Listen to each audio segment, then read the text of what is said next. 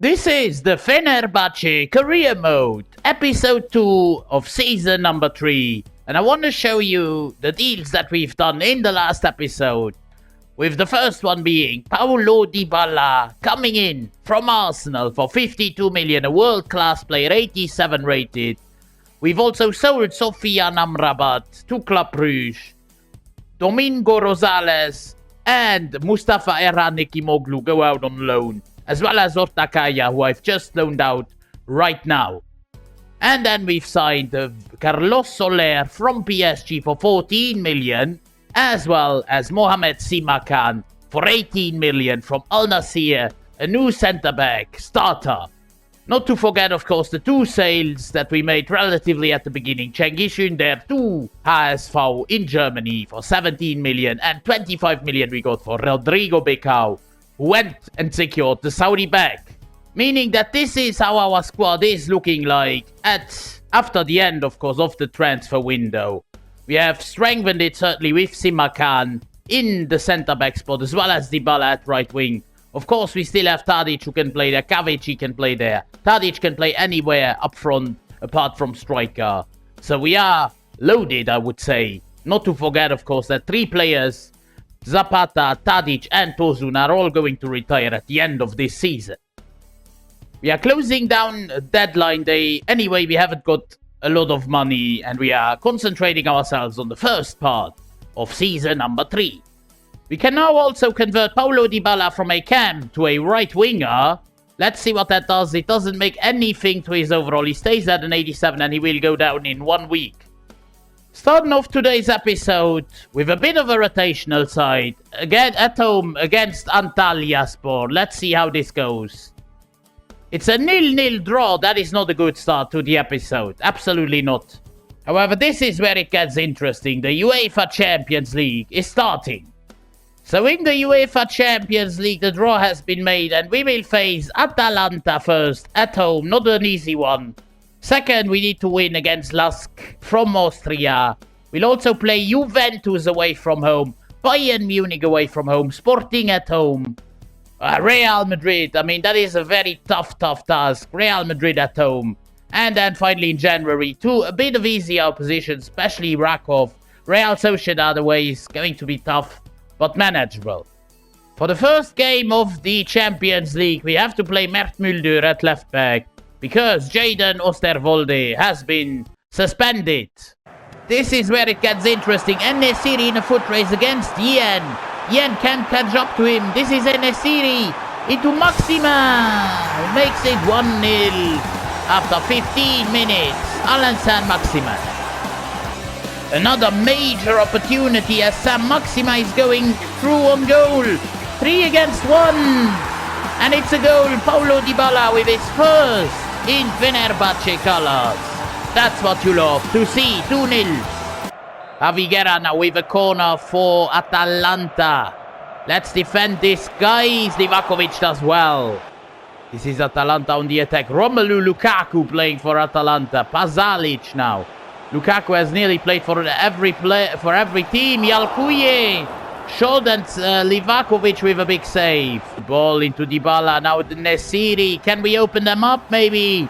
This is Sebastian Szymanski. Szymanski scores a third. 81 minutes in. We destroy Atalanta on the first match day of the Champions League. And that's it. 3-0 win. Dominant home performance. Next up, again with a rotational side, I want to lay the main focus on the Champions League. Against Göztepe away from home, and it's Gaziantep actually. And it's a 2-1 win. Duvan Zapata and Ndika. With the goals, we turn the game around. Again, a rotational side in a home game against Göztepe. Let's see if we get the win. No, it's another draw. It's already the second draw. We don't win because Luis gets one for Göztepe late on. Next up, it is the home fixture in the Champions League against Lask from Austria. Would be brilliant if we could make it 2 wins on the bounce. And we could start off brilliantly, but En-Nesyri doesn't score. Now Nesyri has a chance to make it better. He has the chance to make amends of it, but still doesn't do that. Goalkeeper with a brilliant save. We still got the ball. This is Ederson. Ederson hits the post. And now a penalty kick for Lask. Absolutely brilliant. It is Lubicic against Livakovic. And Lubicic sends Livakovic the wrong way. It is 1-0 to the Austrians. Wouldn't be great if we were to drop points here, and maybe we can do something against that. As Saint-Maximin goes through, one-on-one with the keeper. Lays it across to Enesiri, who finally gets his goal. 1-0. This is Özcan. Simakan with a nice intervention. And now Szymanski looking for options. Trying to play Enesiri with a brilliant pass, but somehow the defender gets back in time. Ederson, good ball into Saint-Maximin, who is not offside here. This is Saint-Maximin. Nesiri waiting in the middle, gets the ball, scores. We have turned the game around through our Moroccan king, the Sultan of Fenerbahçe. And now a long ball into Alan Saint-Maximin, who tries something outrageous. Careful not to give away the lead. Soyuncu doesn't get a tackle in. This is Lask with a chance, but Livakovic saves us.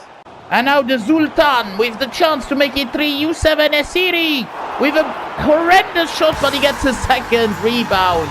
And he scores. It's a hat-trick. But his first shot needs to be studied. That was absolutely abysmal. And that's the game done. 3-1 win, back-to-back Champions League wins to start off with. Great performance by the Moroccan, our Sultan. 10 attempts yet. You know the drill, lads. It's Super League time after an important game. Second team gets a run out. And we win 4-2. Dybala with a brace. Kaveci and Duvan with the other two. Same thing happening here at home to Eyüpspor with a second team again. And it's another victory. Dybala and Duvan with a brace this time. However, this is where the serious business starts. Away at Juventus Stadium. Our first real test in the Champions League. Dark blue against black and white. Fenerbahçe away to Juventus. This is Buonanotte, number 24 against number 24 Osterwolde. Gonçalves now. Pedro Gonçalves, I think that is. Goes past defender Simakan.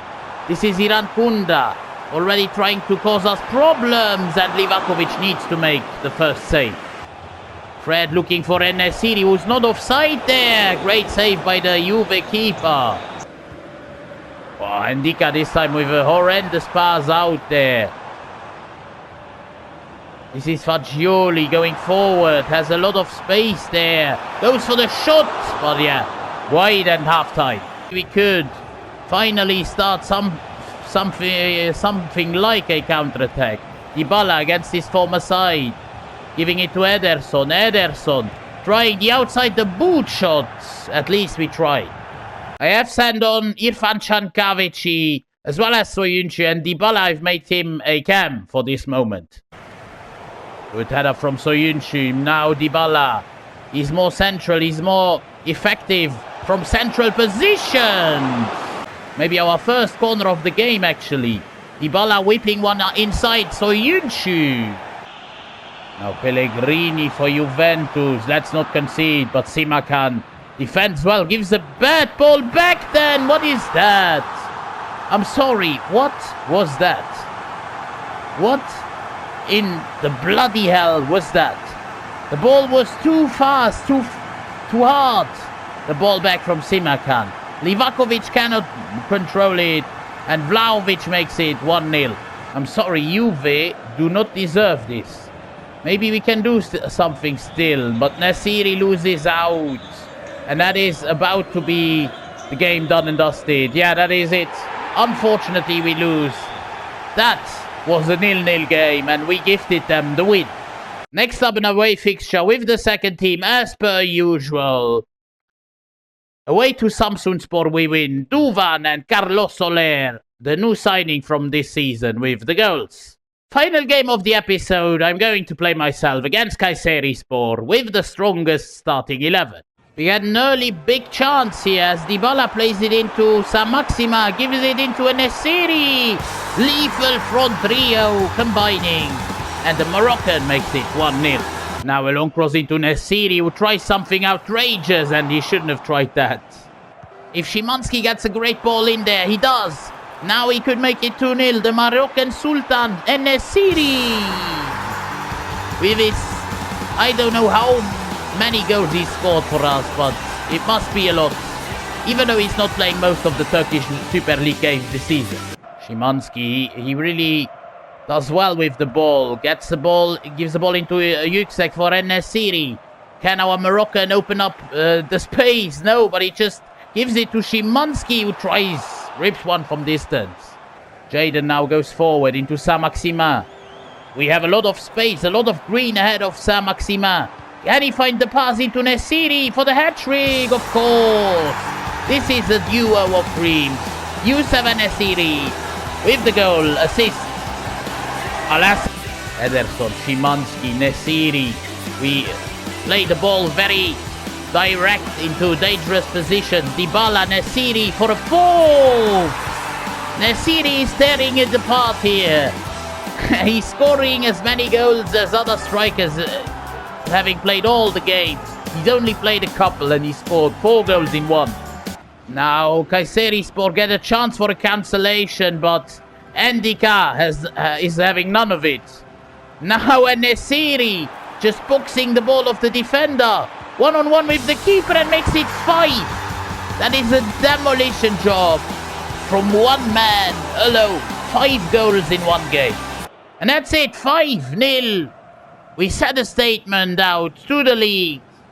And Nesiri himself, he was the one to send out the statements tonight.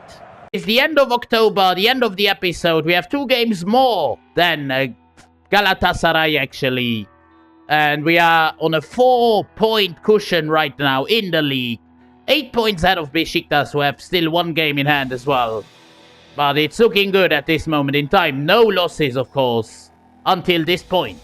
And even though we lost away to Juventus on a dodgy goal, we are still in the top 8 at this moment, of course, because of the 2 wins to start off the episode, to start off the Champions League. However, this is where today's episode is going to conclude.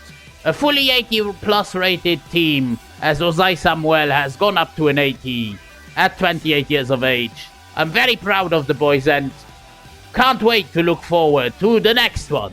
Until then, have a wonderful rest of your day. It's been Rebuild Sombrero. I'm out.